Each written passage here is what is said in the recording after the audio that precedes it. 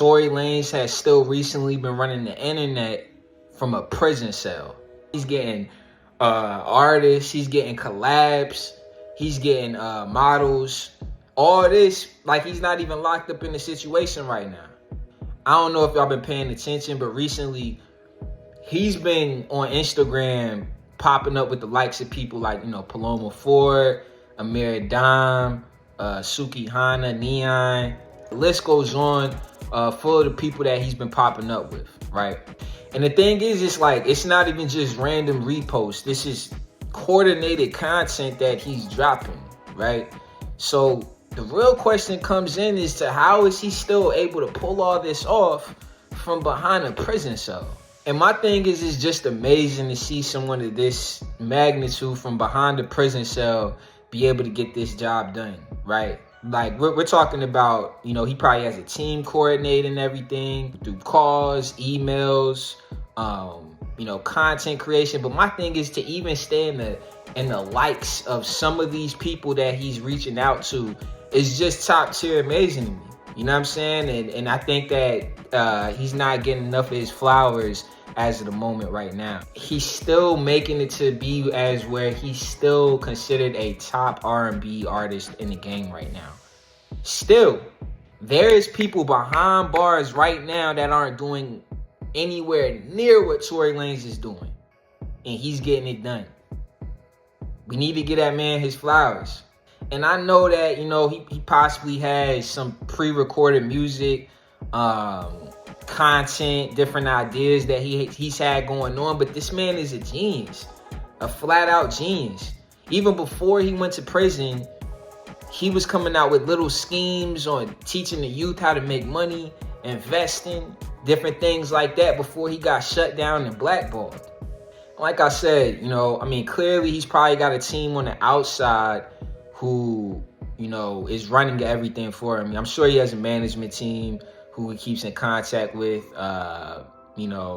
He's communicating via email or like an approved message system or something like that, right? This might just be one of the smartest plays that we've seen from an artist locked up. And the thing about it is, you gotta understand how hard this is for someone of his liking to do, especially with the allegations on his name. These are serious allegations that he's fighting, and people are still finding a way to come together and work despite the allegations that's on his name to work with him and try to, get him to become successful still.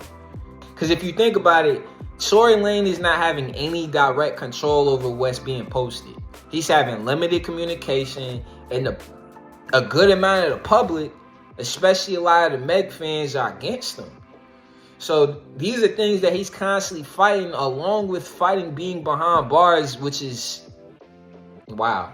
And he's still managing to stay in the conversation. That's wild, man. Of course, we can't talk about the Tory Lanez situation without bringing up the Meg Thee Stallion situation as well, right? Of course, this is the reason why he's locked up in the first place, because of what happened with Meg Thee Stallion. And to understand and put in perspective what Tory Lanez is going through, you've actually got people who fully trust and believe in what Meg is saying. You've got people who think there's more to the story, and you also got people that's just moved on from it altogether, right? But regardless of what side you're on, this situation put a permanent cloud over Tory Lanez's career and his life. Period. There's nothing more you could say. And so you got to understand that everything he's doing right now, it's not solely just about the music, right? It's more so about the fact that survival, his image, perception, everything goes into it when you're talking about how relevant he is right now. He feels as though he's being blackballed, and so do a lot of other people. Now, his upcoming project, which is called Slutty, this is giving the vibes of a high energy. This is giving club energy. You know what I'm saying? A lot of dancing, a lot of shaking, a lot of moving going on, right? It's heavy on the vibes and bass and energy. So I understand why he called it Slutty Bass there. And you could see by the likes of the people that he's including in this promotion that he's doing within his marketing of the album, right? Thus, this rollout that he's making, it makes perfect sense for him. It's genius.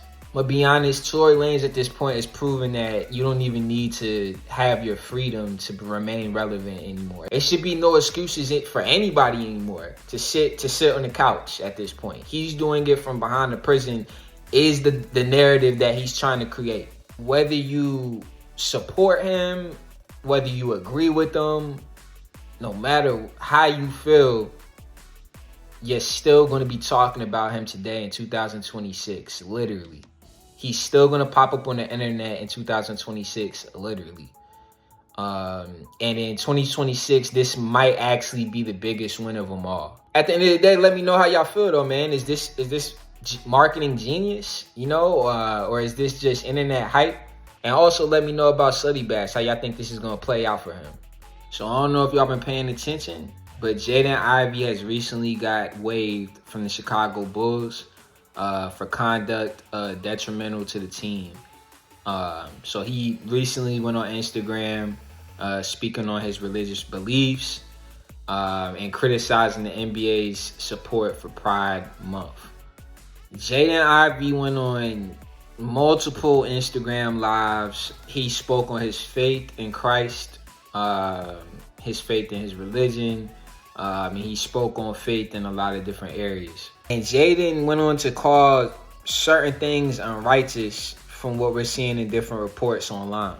He went on to speak on how the league promotes Pride Awareness Month. And whether you like it or not, Jaden Ivey was actually speaking from a religious perspective.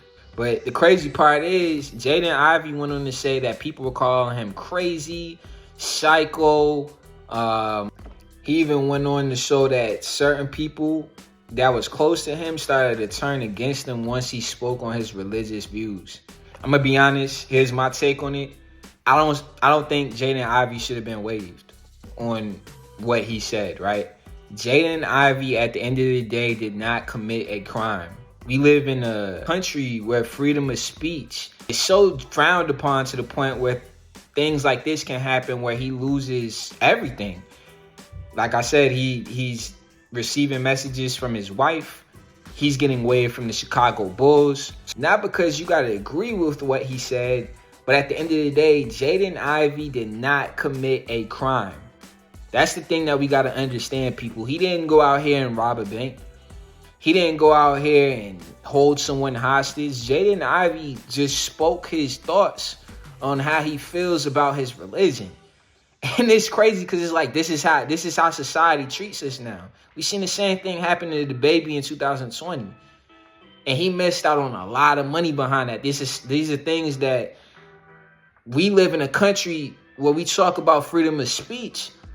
But as soon as you go out there and you speak your freedom, this is what happens. You potentially have the chance of getting canceled. They'll say things like, be yourself. And then turn around and say, but not that version of yourself, right? I mean, is that not contradictive? And I'm gonna be honest with y'all, this is actually how blackballing starts. Like, you turn around, you get labeled, PR teams don't want to work with you, media narratives end up getting built. It's a whole catastrophe and a facade to try to demean and undermine your character as a person for just speaking how you felt.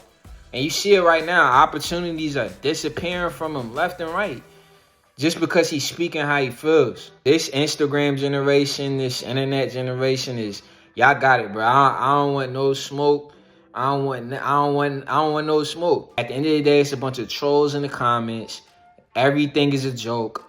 Nobody trusts anybody. Nobody takes anybody serious. This is the world that a lot of people genuinely want to live in at the moment right now. So nobody can be serious anymore. That's just what it's come to at this point. Everybody's a comedian, everybody's a joke, everybody's a clown. Nobody could speak how they truly feel about a situation anymore without being judged.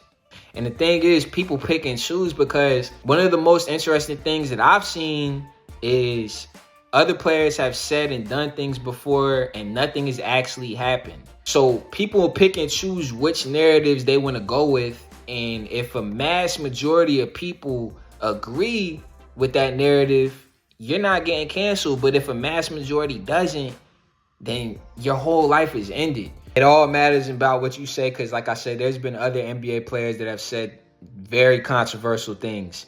There have been other NBA players that have done controversial things. Draymond Green punched Jordan Poole in the face at practice, and the man came right back, played first game of the season at the end of the day. Actually, Jordan Poole got let go from the team, if you want to talk about it. I'm going to be honest, this just shows how certain players are more replaceable than other players. And that's the harsh reality of it. Certain players are just more replaceable than the next. I'm going to be honest, my stance is I stand with him making his decision, being able to speak his truth. And you don't got to agree with him. But cutting someone this fast or waiving them, that's a dangerous situation, because now the man has lost his family and he lost his career behind that, right? For just speaking his truth or his religion, right? Thing is, what I want y'all to understand is it's him today, and tomorrow it could be someone else for just speaking what they firmly believe in any aspect. It could be religion, it could be life, it could be a career choice. This is him being set as an example right now, but tomorrow it could be you. So I want y'all to go ahead and let me know, did the Bulls do the right thing? Or do you guys feel like they overreacted, and does Jaden Ivey have another chance in the league? Or at the end of the day, is he quietly getting blackballed? Y'all go ahead and let me know in the comments. I appreciate y'all for tuning in. Y'all make sure to go ahead and like the video, comment, subscribe. Go ahead and hit the notifications bell. Send this video out to someone. It's Big Sam Stash, man. We coming back at you, man. Go.